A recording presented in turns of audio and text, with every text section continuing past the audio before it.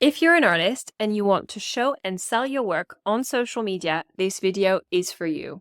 We're going to share some practical strategies to avoid wasting time on social media and turn your followers into buyers. So very quickly, something that I think is important and maybe not talked about enough when it comes to social media is to protect yourself, protect your time, protect your energy. These things are built so that they're very shiny and they're very interesting, and at times they're very overwhelming. So it's really important to protect yourself, because the most important thing for you as an artist is creating work and looking after yourself. So the number one tip, I did this years ago and honestly changed my life.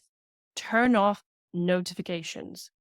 Turn off notifications for any app that isn't what a phone was intended to do. I'll get notifications if somebody calls me, if somebody sends me a text, but that does mean they have my number.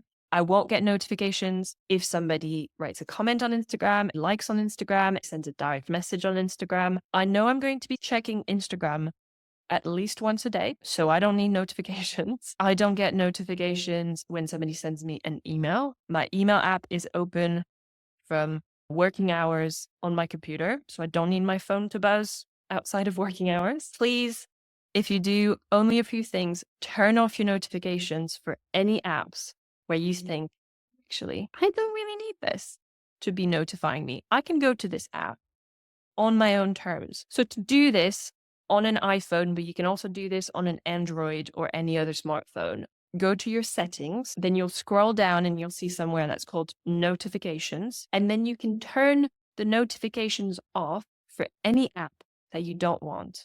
And if you know that you're going to be checking Instagram regularly, you're going to be checking Facebook regularly, you're going to be answering your comments in a relatively timely fashion, which is in the next sort of 12 hours, 24 hours, turn them off. It will protect your peace. The other thing, again, to protect your personal time is to set a time limit for apps. So what this does is that between a certain time and a certain time, the app is going to be in the background. It's not only not going to send you notifications, but when you click on it, it's not going to open.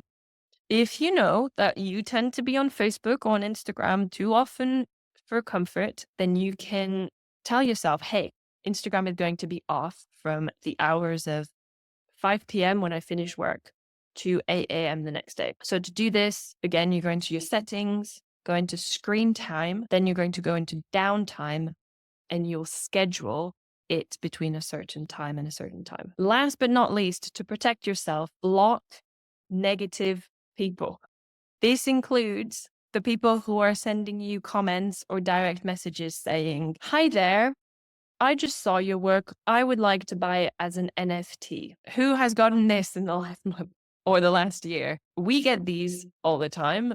So I will block them faster than you can say the word block. So what you do is, if somebody sends you a message like that, you go to their profile and there'll be 3 little dots. Then you click report. If enough people report the account, it'll be taken down, and then block them so they can never be in touch with you again. Block them. Block them. They don't need to come to your profile and take your time and take your energy. My last tip that I wanted to leave you on is thinking about the customer journey. I'm going to share anecdotes from my own life because I think they really illustrate the different parts of the consumer journey and how people can interact with your work. Last month, I bought 3 artworks on Instagram. The first thing that I bought was a card for about £10. It was an artist that I had never seen before. I had never followed them, but it popped up. It was a recommended post. And clearly it was spot on, because I saw it and I was like, oh, I love that.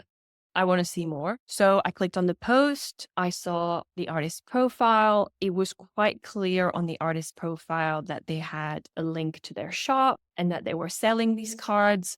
So think about that. When somebody sees your post, what are they going to see on your profile? And is it going to be very clear how they can engage with you? So I went to their shop. It was under £10. So I bought it because I loved it. And it was a small decision financially. If you have a bigger audience, are there things available at different price points so that people just coming in can go, yep, love that, I'll have that. Second thing that I bought was a painting. for £350. And this is an artist I had followed in a while. I had seen that they had both originals and prints, but I really wanted an original. So I waited for an original to be available. And when they made a post with a new original work that I really liked, I headed over to their website really quickly and I bought the work directly from their website. This is somebody that I'd seen for a while. I had seen them post when they had work available, but I also had seen them post to say, hey, this work has sold. So this may be a top tip for you. Don't underestimate telling people that you've sold something, because then in the mind of your followers, they'll think, okay, next time I see an available work, I will make sure that I grab that as soon as I can. It creates that sense of demand and that sense of urgency. And then the last thing I bought is a sculpture for £800. This is an artist that I've known for years. I have seen her work in one of our shows. I fell in love with her work, so I followed her over time, and she posted to her stories that she was doing a little show of works from her studio, of older work, and that it was still available. And so I reached out.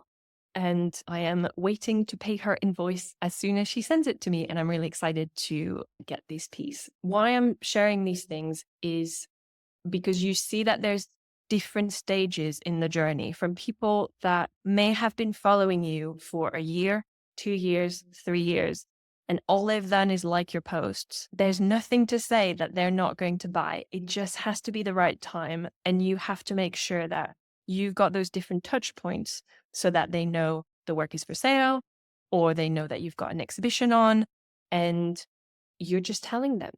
Just tell them how to engage with you and tell them regularly.